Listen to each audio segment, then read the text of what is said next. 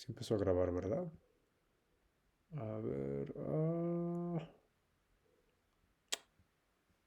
¿Estás grabando? Perfecto, ahora sí.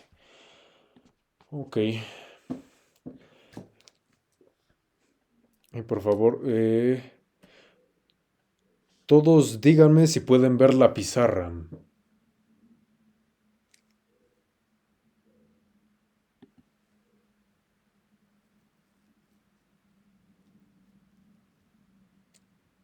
Perfecto.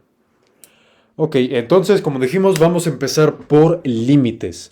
Primero, nada más para saber exactamente qué tan rápido quieren que me vaya. Eh, ¿Todos aquí recuerdan la definición de límite?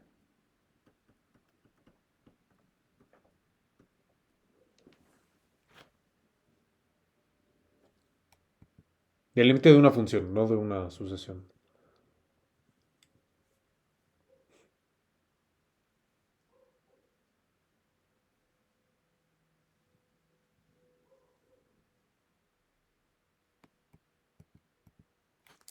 A ver.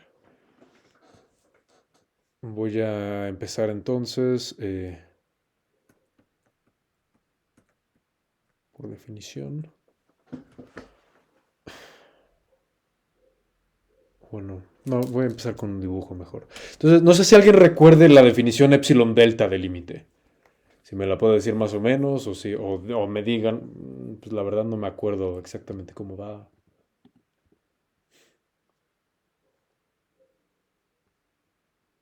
Ajá.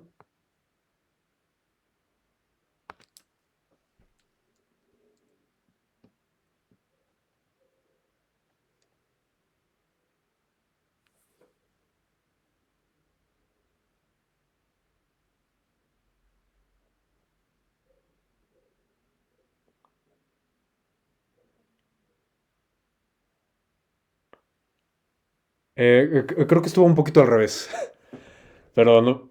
Ajá, una cosa así. Pero bueno, también es difícil decirla y no escribirla. También eso es cierto. Entonces, voy a repetir aquí primero todos los conceptos necesarios que necesitamos. Em, Otra cosa, bueno, igual no se acuerdan del el concepto exacto de límite, pero ¿alguien recuerda el concepto intuitivo de límite? Qué es un límite?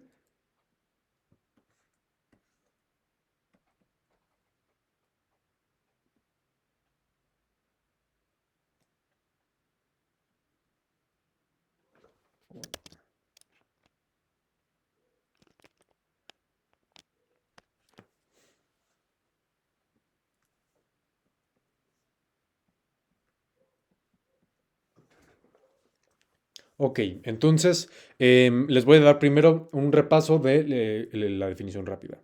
Digamos que tenemos aquí una función graficada de variable real, valores reales, es decir, es una función, vamos a suponer que va de R en R. Y tenemos un punto x0 y resulta que tiene esta forma, la gráfica de la función. Así que aquí va todo bien, todo bonito, de repente tiene un salto en x0 y luego va de nuevo así, tú. Yo quiero em, formalizar la idea de que si yo sigo esta, esta línea aquí, dice, puedes compartir el documento así para editar todos, es que no me parece, a menos que sea compartida para todos. Según yo, está compartido para todos. No puede, o sea, no puedes ver la pizarra. A ver. Ah,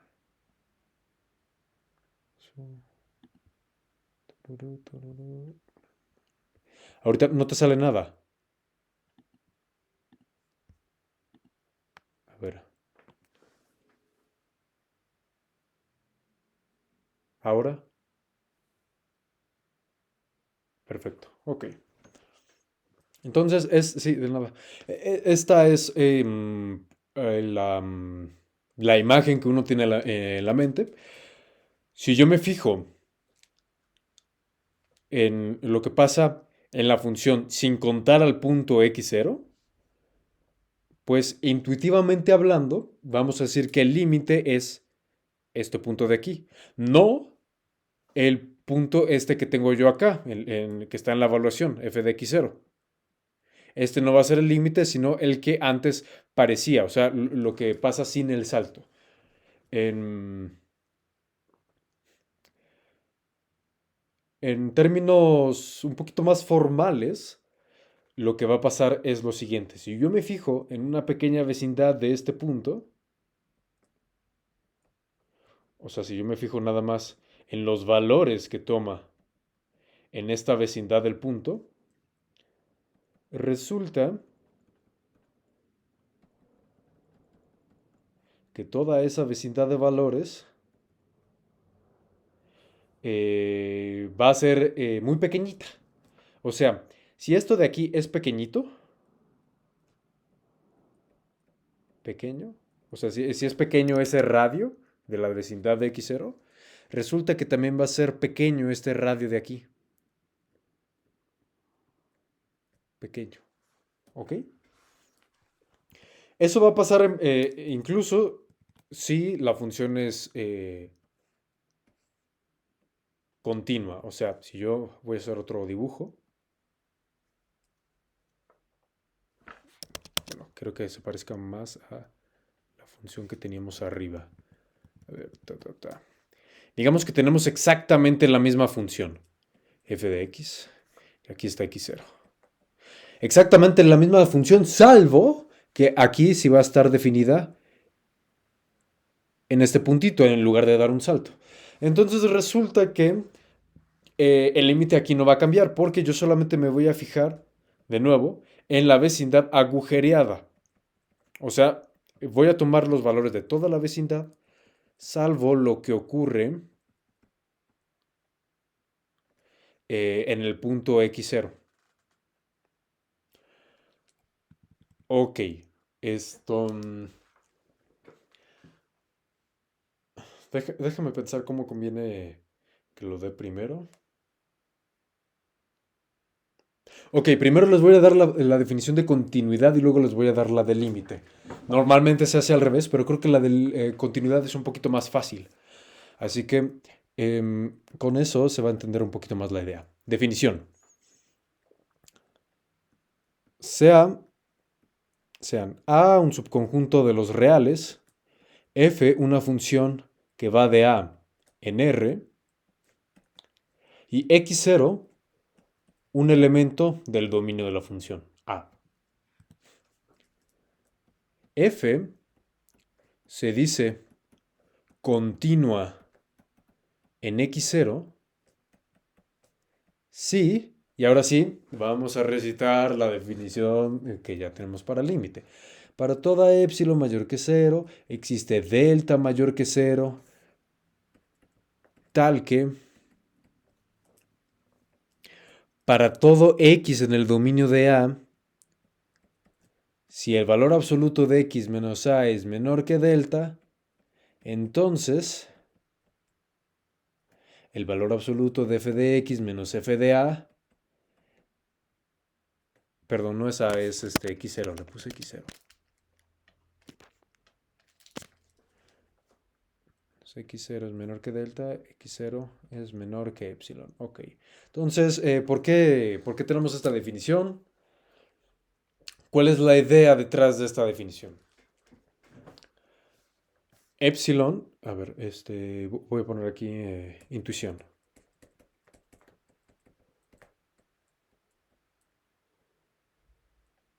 El juego de verificar que una función sea continua en un punto, básicamente es un problema de ingeniería.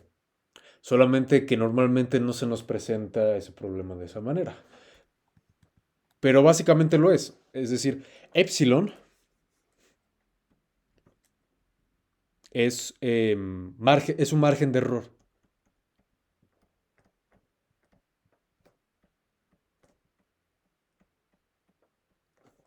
Y delta es también un margen, pero más bien como de precisión. Un margen de precisión.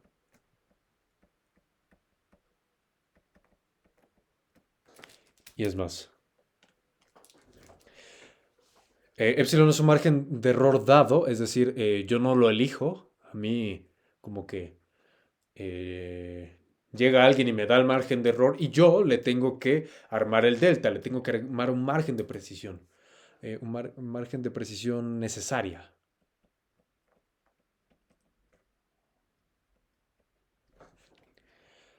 Eh, un poco con esta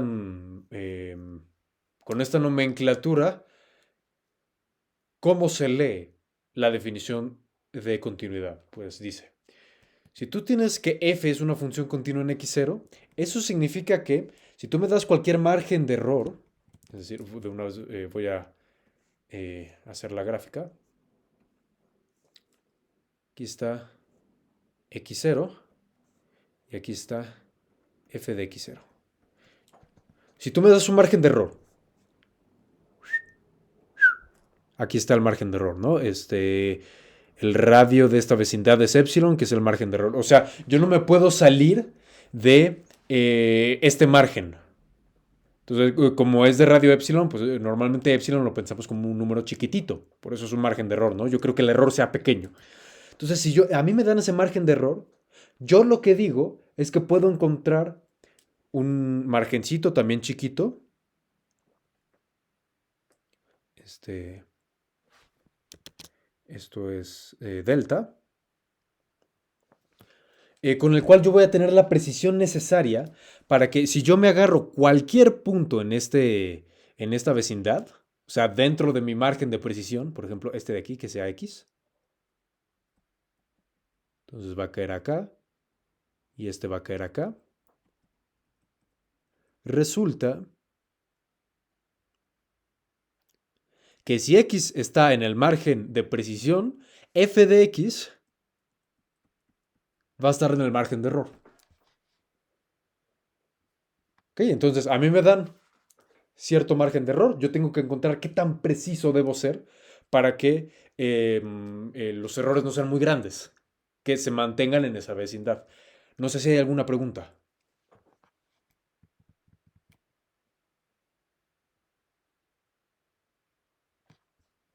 Todo bien. Ok. Entonces, eso es lo que nos dice la definición. Para toda epsilon mayor que cero, es decir, para cualquier margen de error, independientemente de qué tan pequeño sea, va a existir delta mayor que cero. O sea, va a existir, yo voy a poder encontrar un margen de precisión.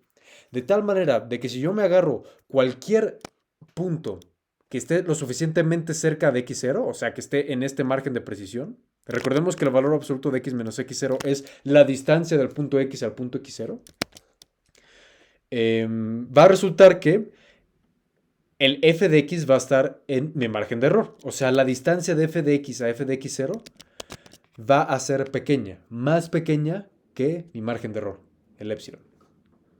Yo pongo aquí para toda x en A porque si no, pues puede que f no esté definida en x. O sea, esto, para todo x en A, es una condición técnica. ¿Ok? Entonces, esto lo voy a poner como notitas. Yo pido que x en A, para que tenga sentido la expresión f de x. Luego, esto es la distancia de x a x0. Y esto es la distancia de f de x a f de x0. Ok. Bueno, si no hay ninguna pregunta, entonces ahora voy a ir con el recordatorio. Ahora de eh, límite.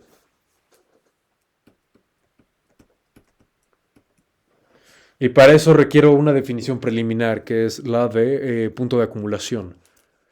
Voy a agarrar sea a contenido en R, x0 un elemento de A. X0 se dice punto de acumulación de A. Pregunta, ¿todos vieron esta definición de punto de acumulación en un curso de cálculo? ¿No? Ok. Los demás, es que no los oí.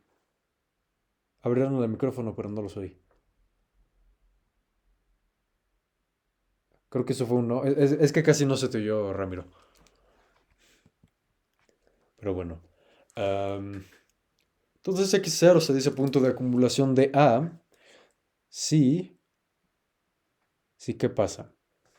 Voy a dar primero la imagen mental antes de dar la definición formal.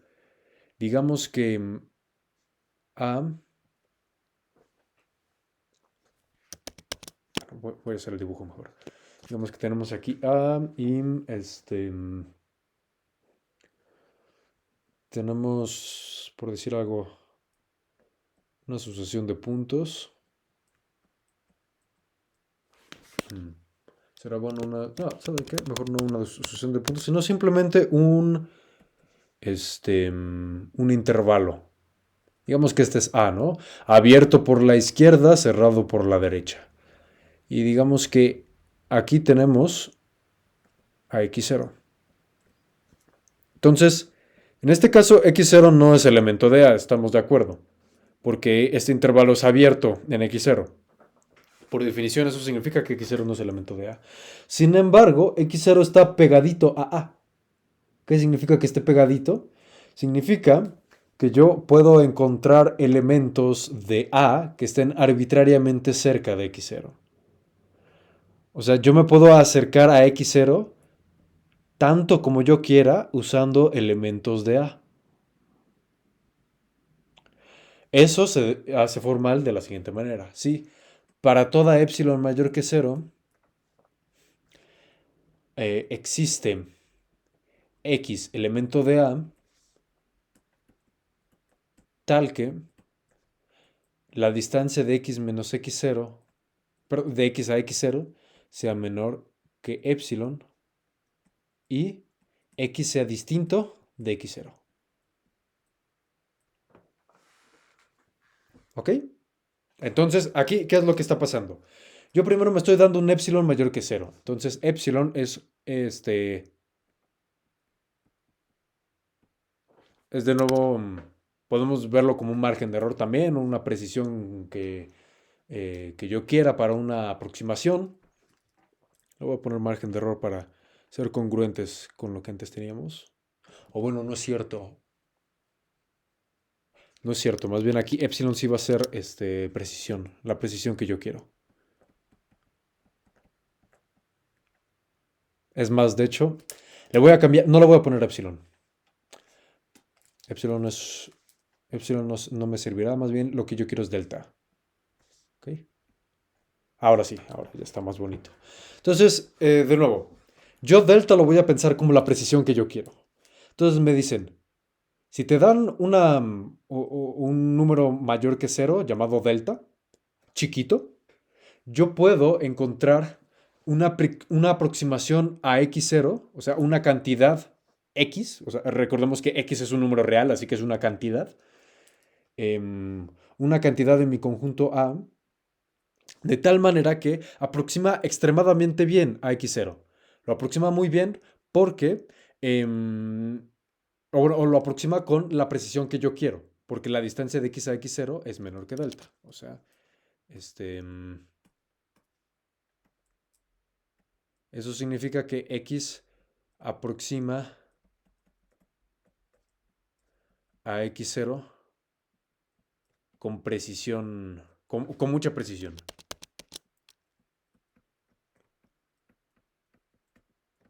Con tanta precisión, de hecho, que la distancia de estos dos va a ser menor que delta. Pero además yo voy a decir, pero quiero que esa aproximación no sea trivial. O sea, yo quiero que x sea distinto de x0. Eso va a pasar en particular si x0 no es elemento de A. Porque si aquí x0 no es elemento de A, entonces yo no me puedo agarrar a x como x0. Porque yo creo que el x que me sirva como aproximación sea un elemento de A. Entonces, en este caso específico, x0 es punto de acumulación de A, en el ejemplo que les puse acá.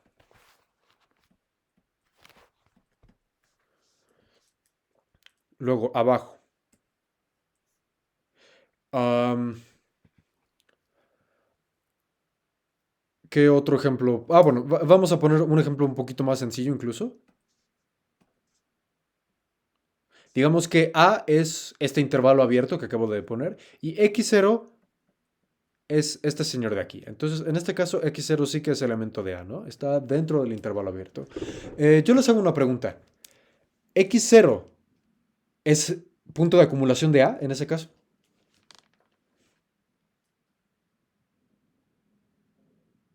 ¿Por qué no necesariamente?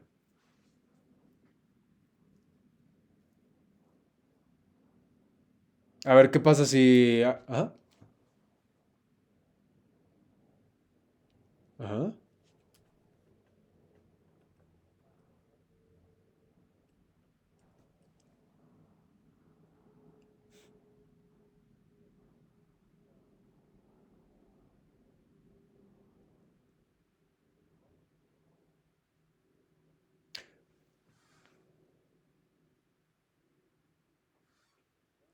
Ok, ahí mencionas cositas de infinitud o de finitud.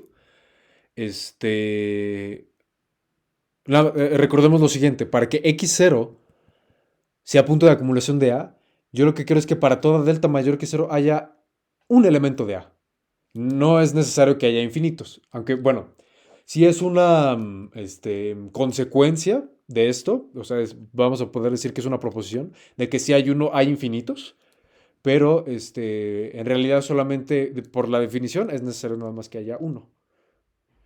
Pero bueno, tú me dices que yo puedo agarrar un delta de tal manera de que no haya una cantidad infinita de puntos de A en esta vecindad de radio delta. A ver, sí, un poquito. Porque recordemos que A es este intervalo, todo este intervalo. Así que más bien lo que va a pasar aquí es que sin importar qué tan pequeño sea el delta, pues yo siempre me puedo agarrar, por ejemplo, este señor de aquí. Va a estar en la vecindad con radio delta y también va a estar en el intervalo A. Entonces, más bien en este caso sí que x0 es punto de acumulación. ¿Así alguien, Ramiro?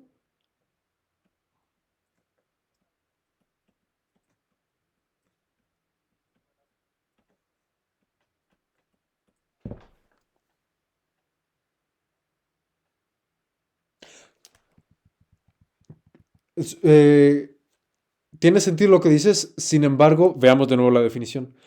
Sí, tenemos aquí la condición de que x sea distinto de cero, pero veamos que aquí el cuantificador para el x es existe. Entonces, a mí no me importa que x0 pertenezca o no pertenezca a A en realidad. Porque yo me quiero, porque aquí el cuantificador no es para todo. Yo no estoy diciendo que para todo x en A se va a cumplir de que el x sea distinto de x0. Yo estoy diciendo de que habrá alguno que sea distinto de x0 y que además se aproxime muy bien.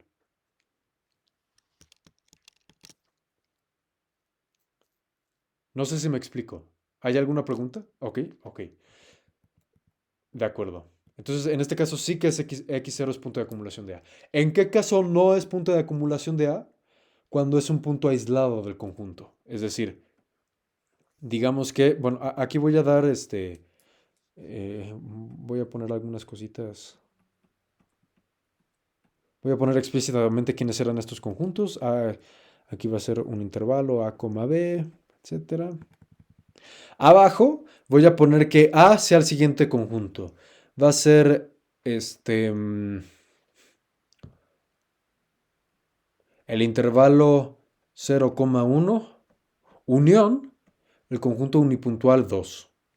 Entonces, ¿cómo se ve este conjunto? Pues es primero, aquí está el 0, aquí está el 1 y luego aquí está el 2. Entonces, en este caso, 2 sí que es elemento de A Por definición, o sea, yo estoy contando a los elementos de A como 2 y el intervalo 0,1, pero en este caso 2 no es punto de acumulación de A, porque es un punto aislado, está alejadito del conjunto. Si yo me agarro un delta lo suficientemente pequeño, es decir, digamos que este es mi delta, ¿qué es lo que va a ocurrir? Lo que va a ocurrir es que yo puedo encontrarme aquí un punto, voy a decir X, de tal manera de que X sea, perdón, perdón, aquí estoy diciendo tonterías. Más bien,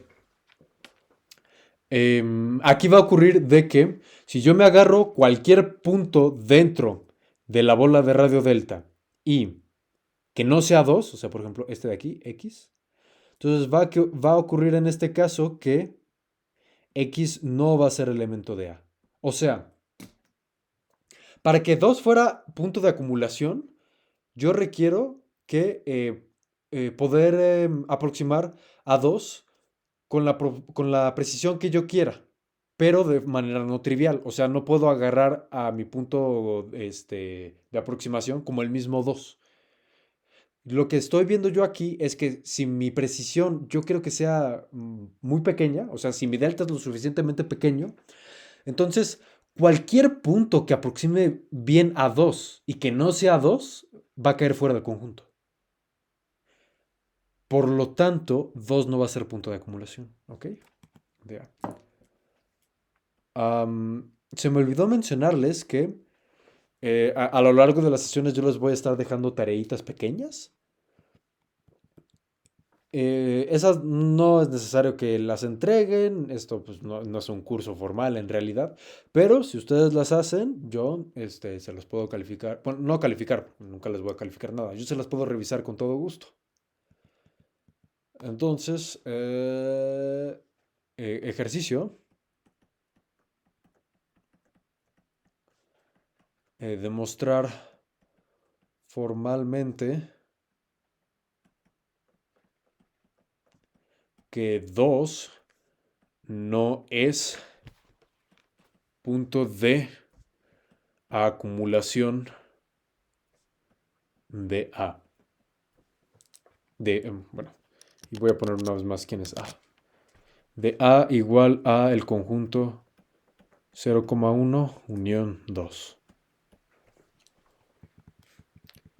Okay, entonces, esa va a ser su pequeña tareita, este ejercicio de aquí.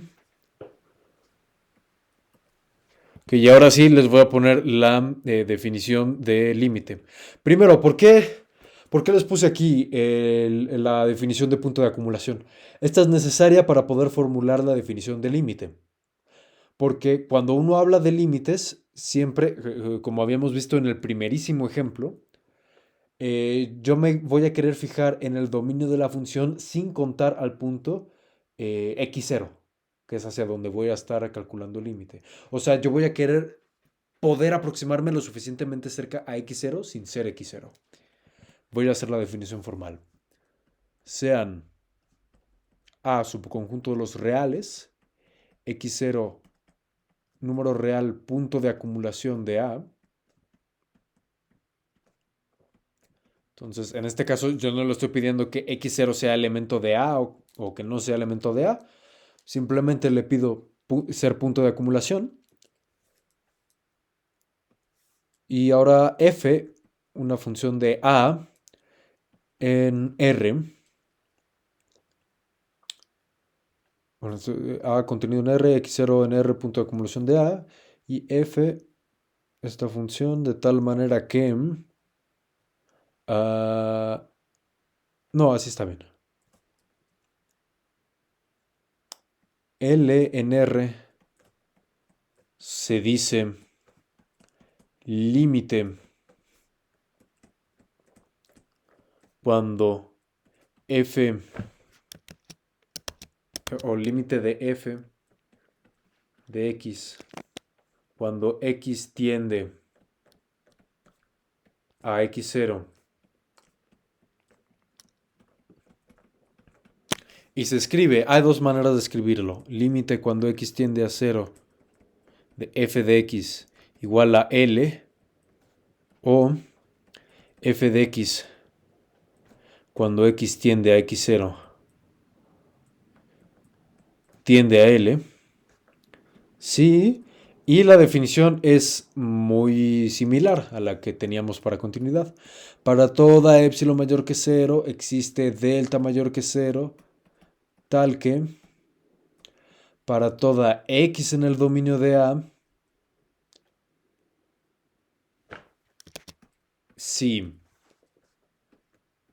la distancia de x a x0 es menor que delta y x es distinto de x0, entonces la distancia de f de x a L es menor que epsilon.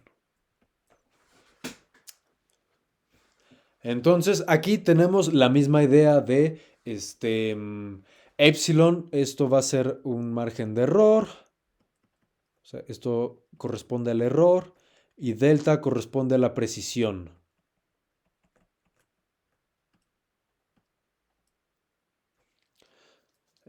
Así que, a ver, déjame ver si le puse x0. Sí, todo bien, ok. Así que para cualquier margen de error que tú me des, yo puedo ser lo suficientemente preciso como para que si x es una buena aproximación a x0, una buena aproximación no trivial, o sea, no va a ser x, igual a x0, entonces f de x será una buena aproximación a L. ¿Ok?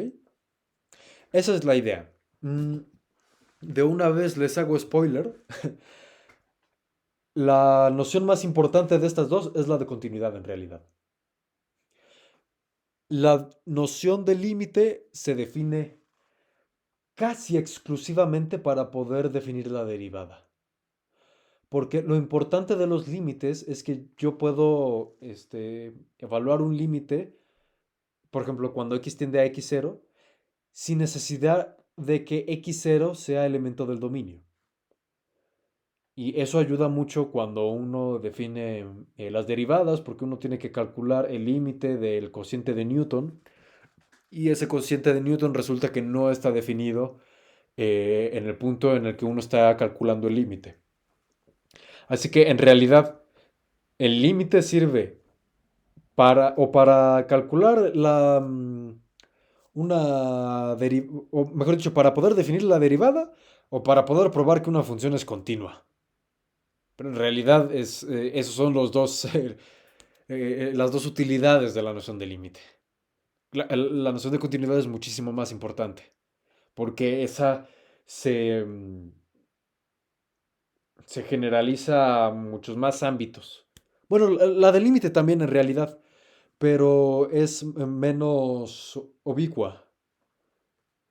En realidad, la que sale a cada rato es la de continuidad. ¿Hay alguna pregunta hasta ahora?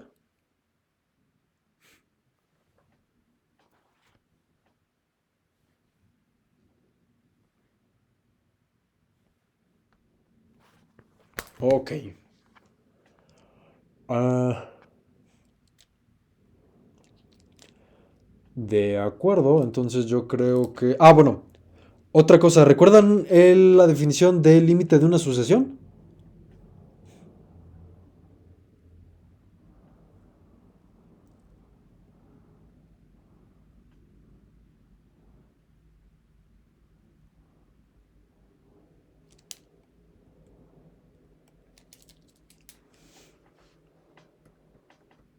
Ajá.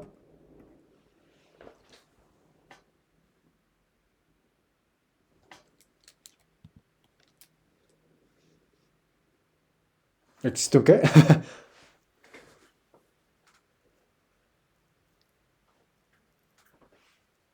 Ajá.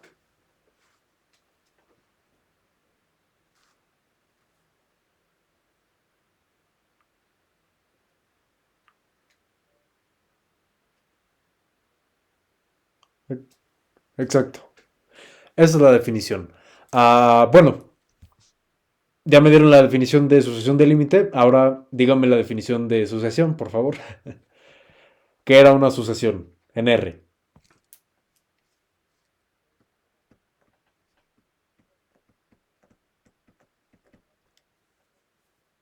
Ok. No necesariamente es biyectiva. De hecho, no puede ser biyectiva, es imposible que sea biyectiva. Simplemente es una función.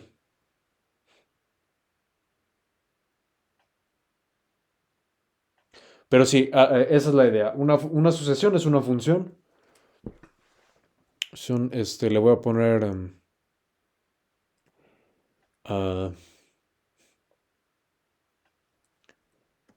xn, con n corriendo los naturales.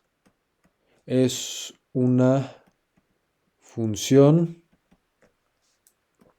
que va de n en los reales, donde a cada n le asigna un número real que se denota por xn. Entonces, eso es una sucesión. El límite de una sucesión es lo que me acaban de decir. Es decir, sea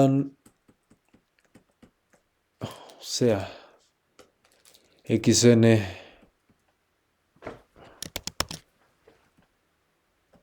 una sucesión en R, una sucesión de números reales.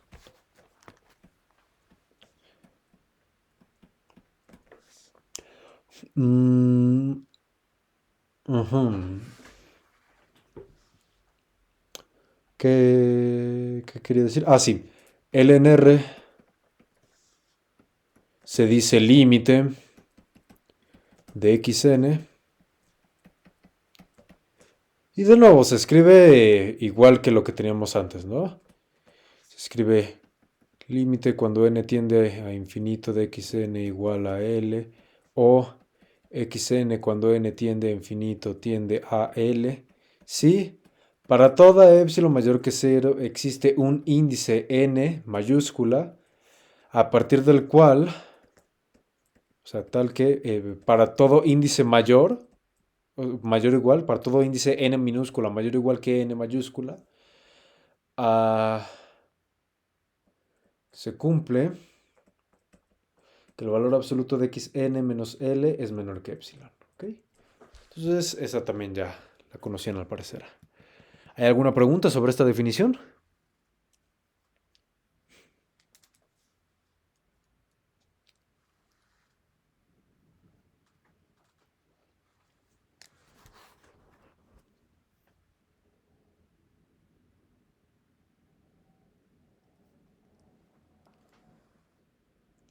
Ok, si no, bueno, nos quedan 5 minutos, entonces me da tiempo para enunciar un teorema que es extremadamente importante, pero como esto nada más es repaso, no lo voy a demostrar, solamente se los voy a dar. Entonces, sean A subconjunto de los reales, f una función de A en R. Entonces, se van a cumplir varias cosas. Primero, x0 es un elemento... Bueno, ¿cuál de x0 es un elemento de A?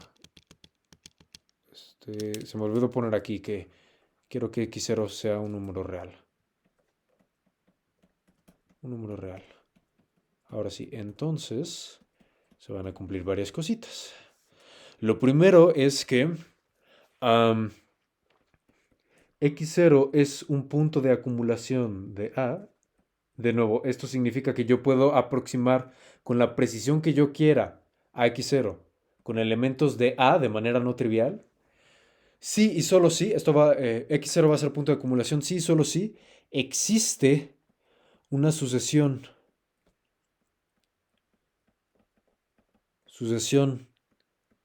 en A, es decir, xn pertenece a A para todo n número natural, tal que pasan dos cosas. Primero, para todo n número natural, xn es distinto de A, y xn tiende a. ¿Ok? Entonces, yo puedo aproximar con la precisión que yo quiera a A, sí, solo sí. Existe una sucesión de elementos de A, de tal manera de que ninguno de ellos es el mismo A. Perdón, siempre estoy escribiendo A, perdón. No es A, es x0. Entonces, de nuevo, Yo puedo aproximar con la precisión que yo quiera a x0, es decir, x0 es punto de acumulación de A mayúscula, sí, solo sí. Existe una sucesión en A de tal manera de que xn tiende a A. Porque para que tienda a A, esto, para que esto pase, quiere decir de que xn se está acercando a A. O sea, los xn cada vez son mejores y mejores aproximaciones de A. Esa es la intuición detrás de esta equivalencia. Y bueno, claro, otra vez, esto no es A, esto es x0. Y de nuevo, aquí xn siempre yo pido que sea distinto de x0, ¿verdad? Ah, bueno, aquí una pequeña observación. En este curso n, los números naturales van a empezar desde el 1. ¿Ok? Para que no se confunda de que x0, porque si empezaron desde 0, entonces x0 sería el primer elemento de la sucesión. No, aquí n va a empezar desde 1. A mí normalmente me gusta al revés, que empiece desde 0, pero para los cursos de cálculo creo que es conveniente. Luego, 2, si x0 es punto de acumulación de A, entonces el límite de x, perdón, de f de x cuando x tiende a 0 va a ser un número real L, número real, sí y solo si para toda sucesión en A,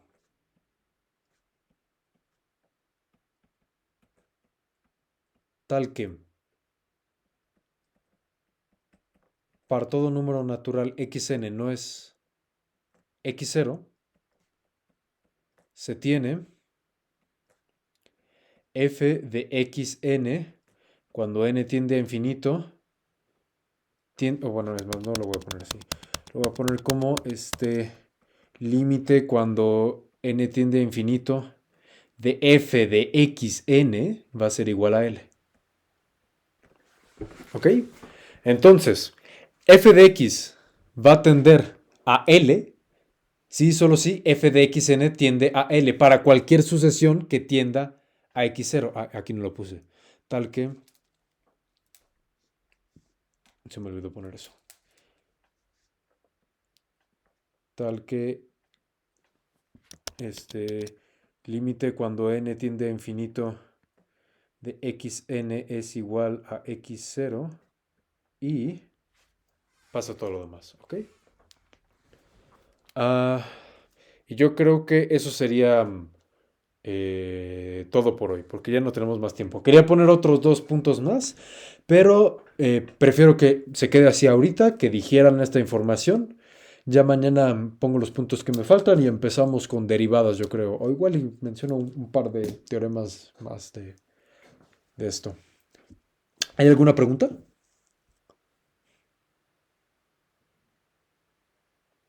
¿No? Ok, perfecto. Entonces ya voy a dejar de compartir.